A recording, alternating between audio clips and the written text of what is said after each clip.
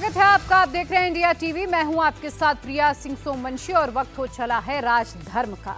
आज राजधर्म में बात होगी शहर में मचे बवाल की, धार्मिक जुलूसों पर पत्थरबाजी वाली साजिश की, क्यों महाराष्ट्र से लेकर कर्नाटक तक क्यों हंगामा मचा हुआ है। साथ ही आपको हिमाचल में हिंदू संगठनों का हल्ला बोल भी दिखाएंगे और आरटीटी का जो नारा दिया गया है, यानी कि रोको ठोको और ठोको वाला नारा किसके खिलाफ दिया गया, यह भी बताऊंगी।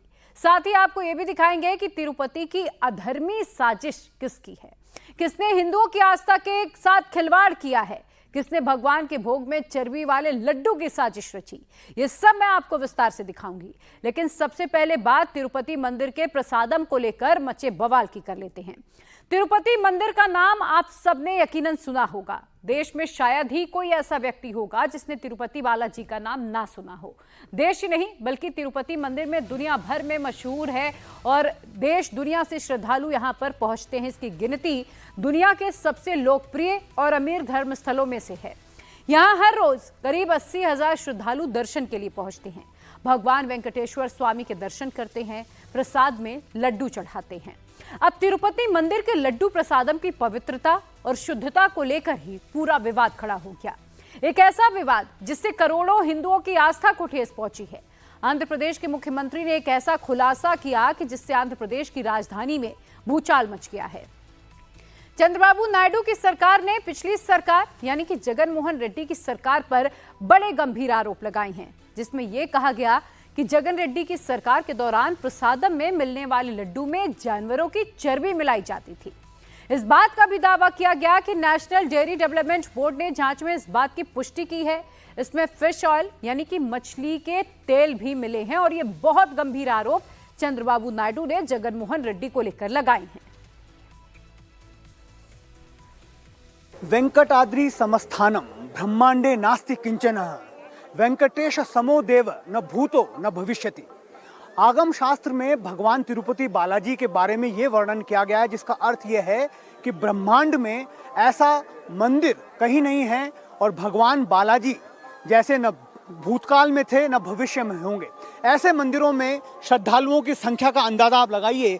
ये मंदिर का मुख्य द्वार है और तकरीबन 60 से 70 हजार लोग रोज और छुट्टियों में ये संख्या 1 से सवा लाख तक पहुंच जाती है। लोग घंटों यहाँ पर खड़े होते हैं, भगवान बालाजी के दर्शन करते हैं, घंटों लाइन में खड़े होते हैं और इस कतार में खड़े होकर भगवान बालाजी के प्रसिद्ध प्रसादम लड्डू का इंतजार करते हैं। लेकिन अब एक ऐसा विवाद इस लड्डू को लेकर छिड़ा है जिससे भक्तों की भावना आहत हो गई है। एक ऐसी लैब रिपोर्ट सरकार ने पेश की है जिसमें यह बताया गया है कि पिछली सरकार में लड्डू के लिए घी सप्लाई करने का काम जिस कॉन्ट्रैक्टर को दिया गया था, उस घी में कंटामिनेशन है, एडल्ट्रेशन है, यानी उसमें जानवर की चर्बी पाई गई है। इस सरकार की इस रिपोर्ट ने यहाँ पर आने वाले करोड़ों भक्तों को हिलाकर रख दिया है।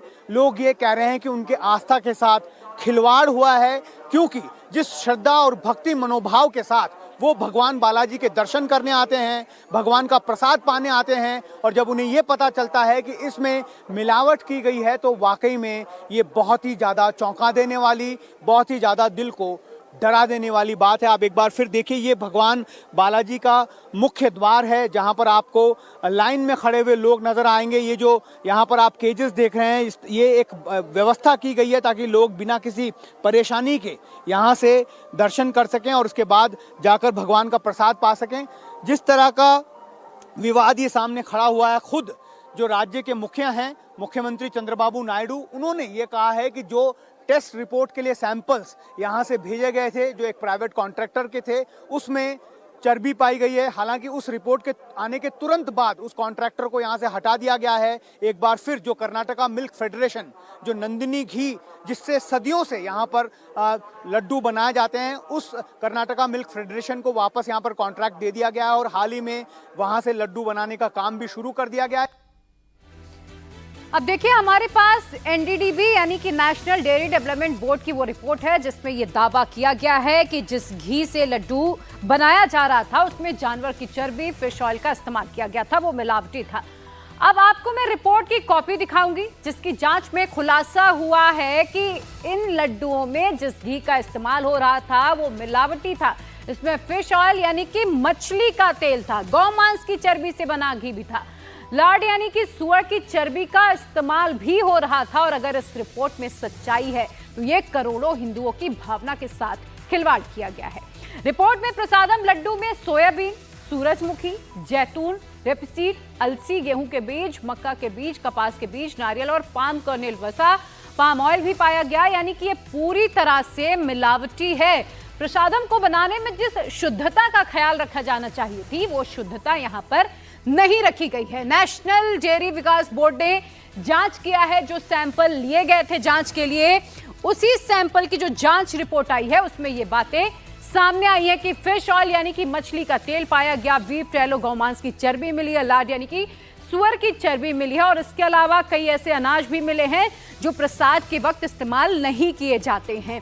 आंध्र प्रदेश की चंद्रबाबू नायडू की सरकार इसे लेकर पिछली जगनमोहन रेड्डी सरकार को घेर रही है और ये कह रही है कि करोड़ों हिंदुओं की आस्था के साथ खिलवाड़ किया गया है।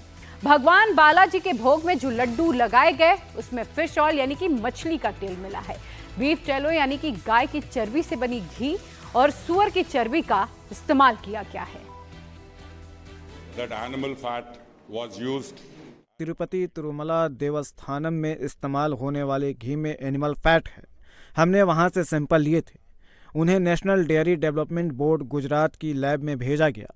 उनकी लैब में इस बात की पुष्टि हो गई है कि लड्डू तैयार करने में लगने वाला घी बनाने में गाय की चर्बी, लार्ड और फिश ऑयल का इस्तेमाल किया गया। ये हिंदुओं के साथ धोखा है, न सिर्फ भारत के हिंदुओं के साथ बल्कि पूरी दुनिया के हिंदुओं के साथ। जो परंपरा सदियों से चली आ रही थी उसे तोड़ दिया गया और जो प्रसाद भगवान को दिन में 3 बार चढ़ाया जाता है वो इस घी से मिलाकर बनाया गया। Morning, afternoon and night. देखिए, अब आप ये सोच रहे होंगे कि इसका खुलासा कब और कैसे हुआ। तो नेशनल डेयरी डेवलपमेंट बोर्ड को कब सैंपल भेजा गया? दरअसल 4 महीने पहले आंध्र प्रदेश में विधानसभा के चुनाव हुए थे जिसमें जगन मोहन रेड्डी की करारी हार हुई और 12 जून को चंद्रबाबू नायडू ने आंध्र प्रदेश की कमान संभाली, सीएम के तौर पर शपथ ली।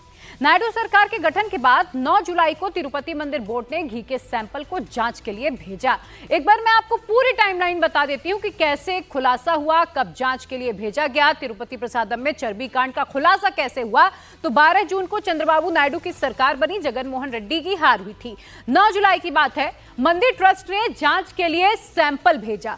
16 जुलाई एनडीडीबी की जांच रिपोर्ट सामने आई और 22 जुलाई को मंदिर ट्रस्ट की बैठक हुई। हालांकि यह जरूर कहा गया कि उस रिपोर्ट को ऑफिशियल नहीं किया गया था। 23 जुलाई फिर से सैंपल भेजा गया क्योंकि पूरी तरह से कंफर्मेशन की बात यहां पर कही जा रही थी कि जब तक पूरी तरह से कंफर्मेशन नहीं हो जाती है तब तक इस रिपोर्ट को सार्वजनिक नहीं किया जाएगा। 18 सितंबर एनडीडीबी की जांच रिपोर्ट एक बार फिर से आई और अब देखिए जिसमें इस बात की पुष्टि हुई है, इस बात का खुलासा किया गया है कि जो प्रसादम बन रहा था तिरुपति बालाजी मंदिर में उसमें फिश ऑयल था, उसमें गौमांस की चर्बी थी, उसमें सुअर की चर्बी मिली हुई थी और ये बहुत गंभीर आरोप है। हालांकि जो मंदिर ट्रस्ट है उनके एक अधिकारी ने यह भी बताया कि काफी टाइम से पब्लिक डोमेन में रिपोर्ट थी लेकिन किसी का ध्यान उस ओर नहीं गया। अब ये पूरा मामला बहुत ज्यादा गंभीर हो गया है, केंद्र सरकार की इसमें इन्वॉल्वमेंट हुई है।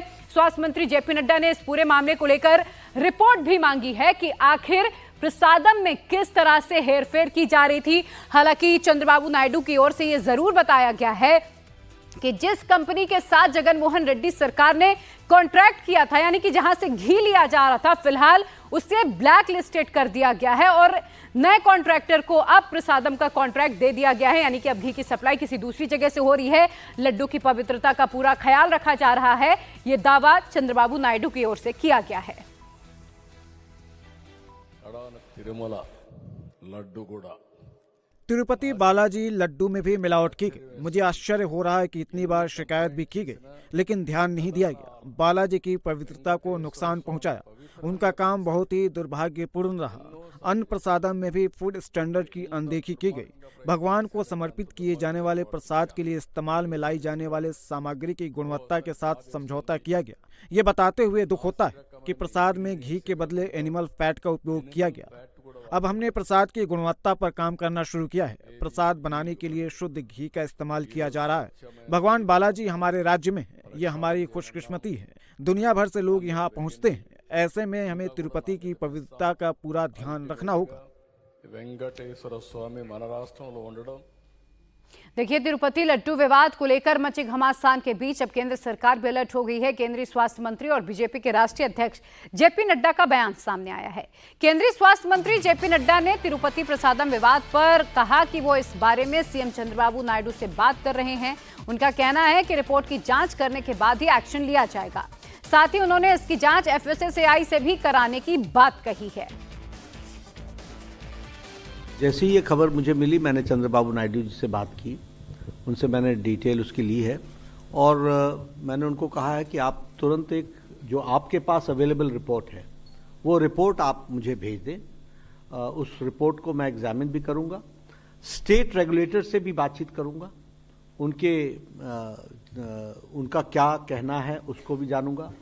उस जो रिपोर्ट है जिस सोर्स से आई है उस रिपोर्ट को पूरी तहकीकात करके उसके सारे पहलुओं को ध्यान में रख करके suitable action will be taken accordingly. जो भी कानून के दायरे में और जो भी हमारी नियमावली food safety standards authority of India के तहत आती है उसके तहत हम इस पर कार्रवाई करेंगे।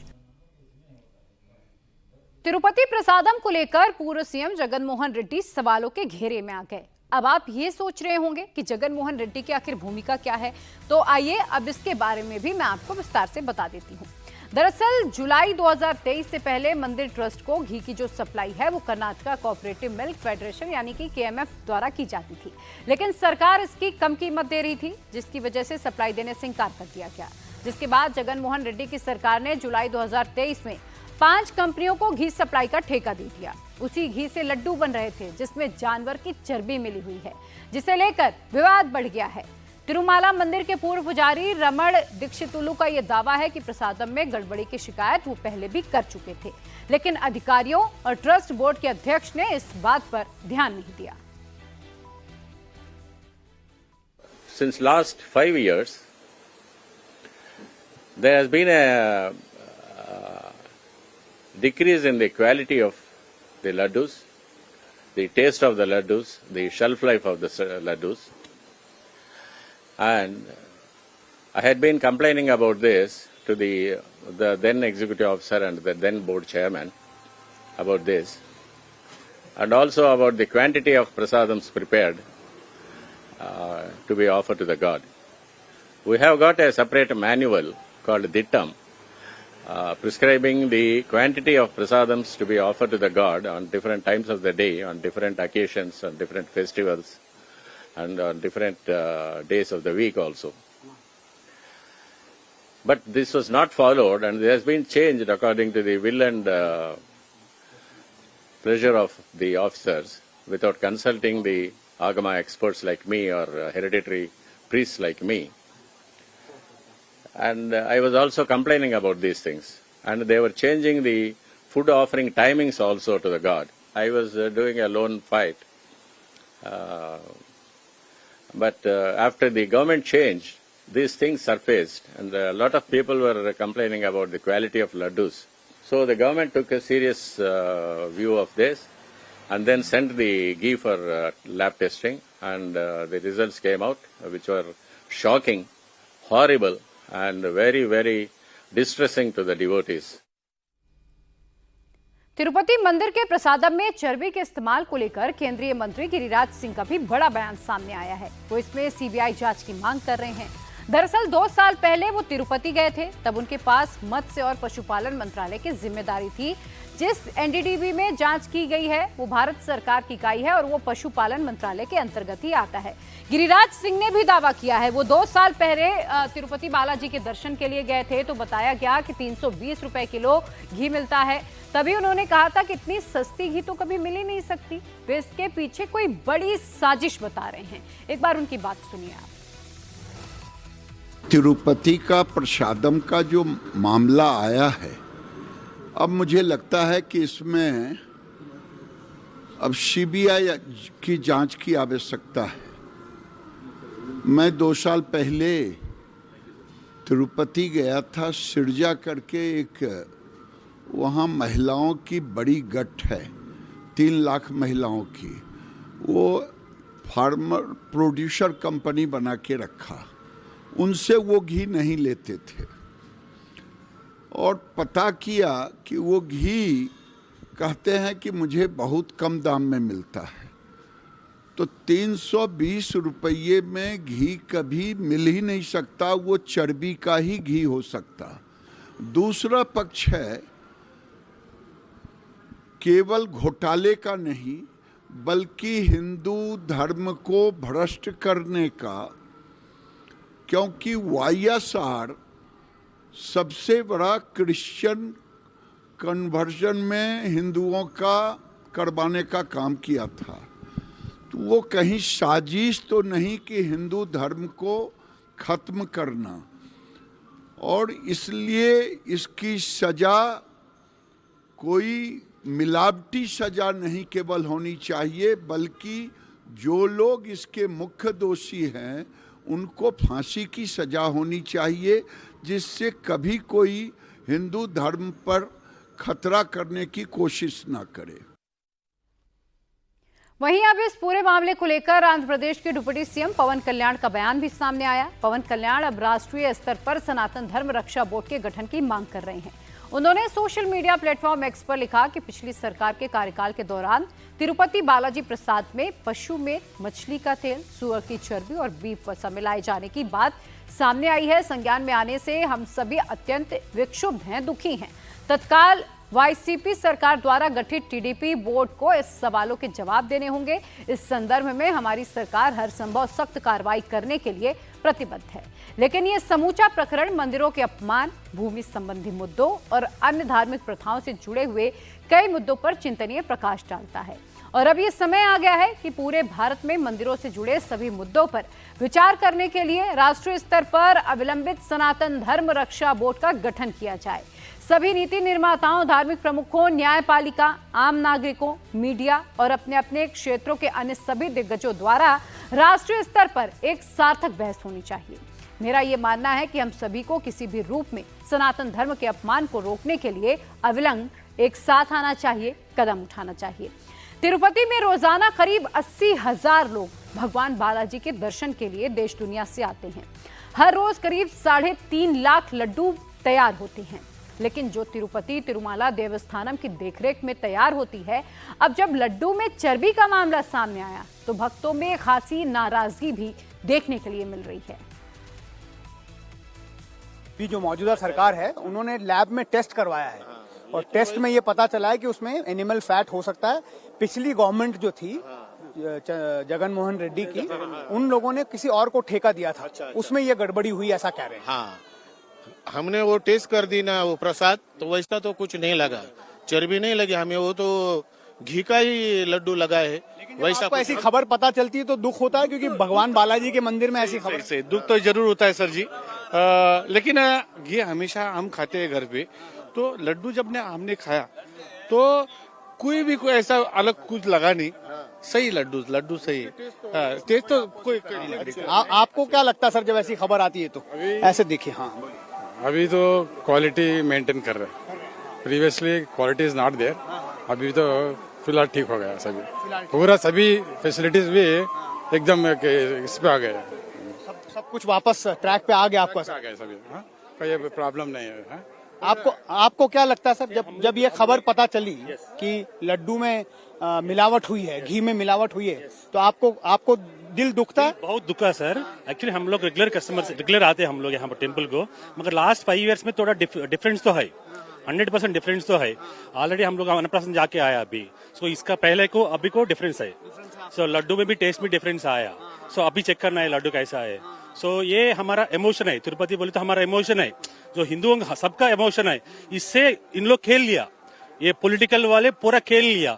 जो पॉलिटिकल वाला आते दर्शन करते यहाँ पे आके पॉलिटिक्स के बारे में बात करते, यहाँ पे ये पॉलिटिक्स का एरिया नहीं है, this is completely devotional area है। आपको जब ऐसी खबर सुनाई देती तो क्या लगता है सबसे पहले? नहीं, लेकिन हमने जो लड्डू लिया है उसमें तो ऐसी कुछ दिखा नहीं है, और भगवान अब तो बदल दिया है वापस सारा। भगवान के मंदिर में ऐसा अगर होता है तो फिर दर्दनाक बात है। आपको क्या लगता है भाई साहब, जब आपको पता चलता है कि ऐसे जो लड्डू, जिस प्रसाद को आप घंटों इंतजार करके लेते हैं और पता चलता है कि उसमें किसी तरह की मिलावट है? ऐसी बात सुनने में आए तो बहुत दर्द हो जाता है। और ये सच्चाई आप मीडिया वाले कहने लोगों के सामने ला सकते। धोखा लगा हमको, क्योंकि हम विश्वास से इधर आके प्रसाद लेके जा रहे हैं, तो ऐसा धोखा देने से क्या इसमें क्या घोटाला है मालूम नहीं है। जो लोग इसके लिए जिम्मेदार हैं उनके खिलाफ कार्रवाई होनी चाहिए, अब आपको लगता है? जरूर होना चाहिए, क्योंकि हम तो हमारे एक ही कम्युनिटी है इधर पे, और उन लोगों को पैसा बनाने के लिए क्या क्या देखना पड़ता है उन लोगों को। तो आपको कैसे लगता है? सबसे पहले बहुत बेकार है, ऐसे मिलाना क्यों जरूरत काम नहीं है। वो अन्य मतस्थल को कॉन्ट्रैक्ट दिया था, इसलिए ऐसे हो रहा है। इसलिए कह रहे हैं कि दूसरे धर्म के लोगों को कॉन्ट्रैक्ट दे दिया यहाँ पर। हाँ, बहुत हिंदू लोग हैं, उसको देना तो अच्छा रहता। वो देवस्थान पीपल्स को भी मालूम पड़ने को चांसेस है। वो ऑफिस रहता ना, वो भी उसका मिला के कर रहा है। आपको दुख होता है जब आपको पता चलता है कि लड्डू में मिलावट हुआ है? बहुत दुख है। हाँ, वो अन्य मतस्थ का दूसरा रिलीजन का कॉन्ट्रैक्ट देने के लिए इसे होता है। अब वापस नंदिनी को ही कॉन्ट्रैक्ट देना चाहिए, आपको ऐसा लगता है? हिंदू को हाँ, कोई भी हिंदू वाला है तो अच्छा लगता। दरअसल तिरुपति मंदिर ट्रस्ट को पिछले 50 साल से कर्नाटक कोऑपरेटिव मिल्क फेडरेशन यानी कि KMF रियायती दरों पर शुद्ध देसी घी सप्लाई कर रहा था, लेकिन जुलाई 2023 में कंपनी ने कम रेट में सप्लाई देने से इनकार कर दिया। उसके बाद तत्कालीन जगन मोहन रेड्डी सरकार ने 5 अलग अलग फर्म्स को घी की सप्लाई की जिम्मेदारी दे दी। इसी साल जुलाई में सैंपल में गड़बड़ी पाए जाने के बाद नायडू सरकार अलर्ट पर आई और 29 अगस्त को फिर KMF को सप्लाई का काम सौंप दिया गया। साथ ही अब उन 5 कंपनियों को ब्लैकलिस्ट करने की तैयारी है, लेकिन आस्था के साथ खिलवाड़ को लेकर हिंदू श्रद्धालुओं में भारी नाराजगी है। इतने श्रद्धा भाव के साथ यहाँ पर दर्शन करने के लिए आती हैं, जब आपको पता चलता है कि जो लड्डू आप ले रही हैं उसमें मिलावट है, तो आपको कैसा लगता है? आज हम लोगों ने नहीं लिया, जो ट्रैवलिंग के लिए 1 लड्डू मिलता है बस वही लिया, और सबको नहीं तो हर बार हम लोग 10 लड्डू लेके जाते थे, लेकिन इस बार नहीं लिए, क्योंकि इतना मतलब सुनने के बाद अच्छा कोई रिपोर्ट गलत तो देगा नहीं। तो लैब रिपोर्ट है तो वो सही होगी कुछ ना कुछ, तभी इतना पूरे ऑल इंडिया में इतना फैला हुआ है। और सोचिए फॉरेन में ये सब जाएगा तो क्या हाल होगा, मतलब हमारी इकोनॉमी लो जाती है ना, स्टैंडर्ड अपना डाउन होता है इंडिया का। ये सब नहीं करना चाहिए, खासकर हिंदू परंपरा, और आप इतना विश्वास रखते हैं, सारे लोग इतनी श्रद्धा है, कितनी दूर दूर से लोग आते हैं, तो ये सब बहुत गलत है। श्रद्धा के साथ मैम आप आती हैं, जब भगवान के दर्शन करती हैं, लाइन में खड़ी होती हैं उस लड्डू को लेने के लिए जिसकी चर्चा दुनिया भर में होती है। करने वाली बात हो गई, हमारे हिंदू समाज में भ्रष्ट करने वाली बात हो गई। हम लोग इतना दूर से आते हैं भगवान का दर्शन करने, श्रद्धा से आते हैं, और उसमें अगर ऐसा चर्बी और तेल और इस टाइप का मिलावट होगा तो पूरा आस्था के साथ खिलवाड़ करना, इस पर कड़ी से कड़ी कार्रवाई होनी चाहिए, क्योंकि हम लोग को भी कहीं न कहीं आ गया जो लड्डू न लें, क्योंकि जब आदमी समझ जाएगा तो बिल्कुल नहीं लेगा। तो प्रशासन को इस पर पूरा ध्यान देना चाहिए। और उस भगवान के मंदिर में ऐसी खबर आए कि कुछ मिलावट यहाँ पर हो रही है। देखो, मुझे तो नॉर्मल मिलावट होए तो भी गुस्सा आ जाएगा, और ये मंदिर की बात है कि भाई मंदिर में आप सुनने को मिल रहा है, तो मुझे तो तुरंत जो भी ऐसा कर रहा है बिना डरे पहले उनको बैन लगाओ कि भाई ऐसा नहीं करना चाहिए। ये हमारी एक हिंदू परंपरा है कि हम लोग किस लिए आते हैं मंदिर, और जो भी कर रहा है उसको बंद करवाए। और इतने पैसे की कमी नहीं है इस मंदिर में, पहली बात तो इतना चढ़ावा आ रहा है, इतना सब है, फिर भी ऐसा सब क्यों कर रहे हैं। लड्डू में चर्बी की मिलावट को लेकर पूरे देश में तिरुपति बालाजी के भक्तों में काफी गुस्सा है, रोष है। मध्य प्रदेश की राजधानी भोपाल में हिंदू संगठन के कार्यकर्ताओं ने जगन मोहन रेड्डी के खिलाफ प्रदर्शन किया। भोपाल में प्रदर्शनकारियों ने आंध्र प्रदेश के पूर्व मुख्यमंत्री का पुतला जलाकर अपना विरोध जाहिर किया है। जब कल ये देखा कि जगनमोहन रेड्डी के सरकार में देवी देवताओं का अपमान हुआ है, प्रसाद में बीफ और मछली का तेल मिश्रित किया गया है, तो पूरे हिंदू समाज में रोष व्याप्त हो गया। क्योंकि हिंदू समाज प्रसाद को एक अपना आराध्य देवता के प्रसाद को सौभाग्यशाली समझता है जब उसका पान करता है, और उसमें इस प्रकार के बीफ का मिलाना, तेल का, मछली तेल का मिलाना हमारे देवी देवताओं का अपमान है, हमारे प्रसाद का अपमान है, हिंदू धर्म का अपमान है। चंद्रबाबू नायडू के लगाए गए आरोपों के बाद जगन मोहन रेड्डी की पार्टी YSRCP ने हाईकोर्ट का रुख किया है। कोर्ट से अब वाईएसआरसीपी ने आरोपों की जांच या तो मौजूदा जज या हाई कोर्ट से नियुक्त समिति से कराने की मांग की। इस मामले पर बेंच ने जनहित याचिका दायर करने के लिए कहा है, जिस पर अब बुधवार को सुनवाई होगी। वहीं आंध्र प्रदेश में हिंदुओं की आस्था के साथ खिलवाड़ किया गया। भगवान पर चढ़ाए जाने वाले प्रसादम में चर्बी का इस्तेमाल किया गया। इसे लेकर लोग बेहद गुस्से में हैं। तो वहीं हिमाचल में अवैध मस्जिद का मामला भी लगातार तूल पकड़ता जा रहा है, बढ़ता जा रहा है। हिमाचल के हिंदू भी बेहद खपा हैं। संजौली मस्जिद से जो विवाद शुरू हुआ था, अब वो नेरवा तक पहुंच चुका है। शिमला के नेरवा इलाके में भारी तादाद में हिंदू समाज के लोग सड़क पर उतर आए। लोगों ने जमकर प्रदर्शन किया। नेरवा बाजार से डुंडी माता मंदिर तक रैली निकाली और इस दौरान स्थानीय लोगों ने जमकर नारेबाजी की। प्रदर्शन के दौरान लोगों ने बाहरी राज्यों से आने वाले विशेष समुदाय के लोगों का वेरिफिकेशन कराने की डिमांड की है। हिंदू समुदाय के लोगों ने ऐलान किया कि अगर सुक्खू सरकार ने 10 दिनों के भीतर कोई एक्शन नहीं लिया और अगर उनकी सभी मांगे नहीं मानी गई तो फिर उग्र आंदोलन आगे किया जाएगा। वहीं हिंदू संगठनों के आह्वान पर नेरवा के सभी व्यापारियों ने अपनी दुकानें बंद रखी और सड़कों पर उतरकर नारेबाजी की। प्रदर्शन के दौरान कुछ लोगों ने यहां बनी एक मस्जिद की ओर बढ़ने की भी कोशिश की, लेकिन दल बल के साथ मौजूद पुलिस ने इन्हें आगे बढ़ने से रोक दिया। तो लगातार ये जो संजौली से विवाद शुरू हुआ था, वो हिमाचल के अलग अलग जगहों पर बढ़ना शुरू हो गया है। जगह जगह पर लोग सड़कों पर उतर रहे हैं। जो हिंदू संगठन है, उनकी सुक्खू सरकार से कई मांगे हैं।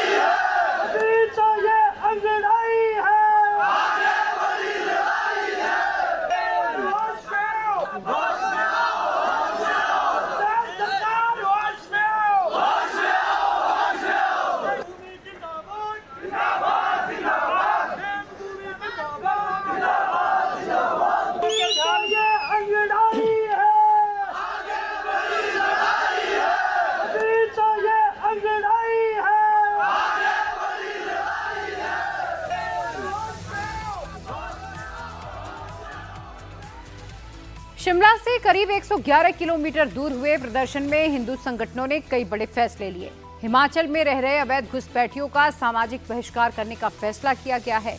सबसे पहले हिंदू समुदाय के लोगों की डिमांड क्या क्या है, आप वो समझिए। हिंदू संगठनों का ये कहना है कि अवैध घुसपैठ पर रोक लगाई जाए। इसके लिए बाहर से आए विशेष समुदाय के लोगों का वेरिफिकेशन किया जाना चाहिए। अवैध मस्जिदों पर भी पुलिस प्रशासन से एक्शन लेने की मांग की गई है। हिंदू संगठनों का ये कहना है कि पूरे हिमाचल प्रदेश में मस्जिदों की पैमाइश और वेरिफिकेशन कराई जानी चाहिए। जांच के लिए अवैध निर्माण को ध्वस्त किया जाए। गांव-गांव में एनआरसी लागू करने की मांग भी की जाने लगी है। वहीं अगर ऐलान की बात करें तो हिंदू संगठनों का ये कहना है कि बिना वेरिफिकेशन के बाहर से आए लोगों को दुकानें नहीं दी जाएंगी। बाहरी लोगों से किसी तरह का कोई सामान नहीं खरीदेंगे। सरकार 10 दिन में वेरिफिकेशन का काम शुरू कर दे, नहीं तो फिर उग्र प्रदर्शन होगा। इसके साथ ही हिंदू संगठनों ने जो हिंदू संगठन के नेता हैं, उन्होंने नेताओं से आरटीटी फॉर्मूला लगाने पर रोकने की मांग की है। टोको और ठोको को अपनाने की वो अपील कर रहे हैं। चलाइए और मुझे खुशी है इस बात की कि हिमाचल के निचले क्षेत्रों में आरटीटी अभियान सफलतापूर्वक चल रहा है। लेकिन आज नेरवा की इस धरती पर खड़े होकर के आपसे आह्वान करने आया हूं कि इस आरटीटी अभियान को पूरे शिमला में चलाने का काम कीजिए। अब बहुत से बंधु कहेंगे कि भाई साहब आरटीटी क्या है, तो मैंने कहा भाई आर से रोको कैसे रोकेंगे? अगर कोई आपके गांव में आ रहा तो उसको रोकिए कि भैया कहाँ जा रहे हो, क्यों जा रहे हो और कहाँ से आए हो। उसके बाद उसको टोको कि भैया यहाँ आना मना है, बिना अनुमति के आप मेरी पंचायत में मेरे गांव में नहीं आ सकते। और तीसरा टी है, उसको मैं नहीं बोलूंगा, रोको।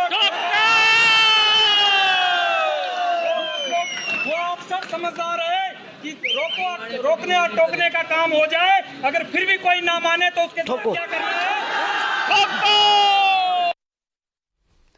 शिमला के नेरवा में हिंदूवादी नेता कमल गौतम ने हिंदू समाज से आरटीटी फॉर्मूला अपनाने के लिए कहा। इंडिया टीवी ने इसकी वजह जानने के लिए उनसे बात भी की। सुनिए उन्होंने अपने बयान को लेकर क्या कुछ कहा है। एक आरटीटी की आप बात करते हैं, लगातार उस मुद्दे को आप उठाते हैं, वो आरटीटी है क्या? देखिए, आरटीटी हिमाचल की आंतरिक सुरक्षा सुनिश्चित करने का एक फार्मूला है। संपूर्ण हिमाचल प्रदेश में ये जो बाहर से आने वाले घुसपैठिए हैं और अवैध रूप से जो यहाँ आकर के इस प्रकार की घटनाओं को अंजाम दे रहे हैं। अभी कल की ही मैं एक बात बताऊं कि कल नेरवा के ही क्षेत्र में वहाँ की पुलिस ने एक मुस्लिम व्यक्ति को लगभग 450 ग्राम चिट्टे के साथ पकड़ा और ये हिमाचल प्रदेश में पकड़ी गई सबसे बड़ी खेप है।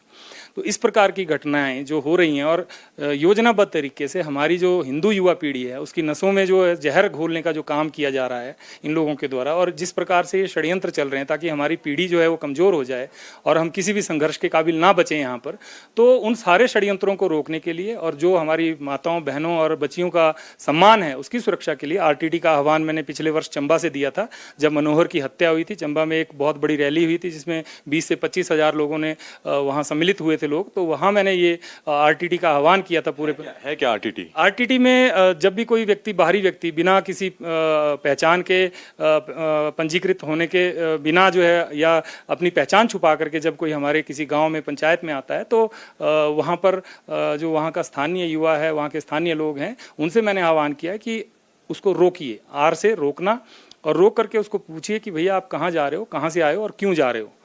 और उसके बाद दूसरा जो टी है उसका अर्थ है कि उसको टोकिए कि भैया हमारे क्षेत्र में, हमारी पंचायत में, हमारे गांव में जो है बिना अनुमति के आना आपके लिए अलाउ नहीं है या आप यहाँ नहीं आ सकते।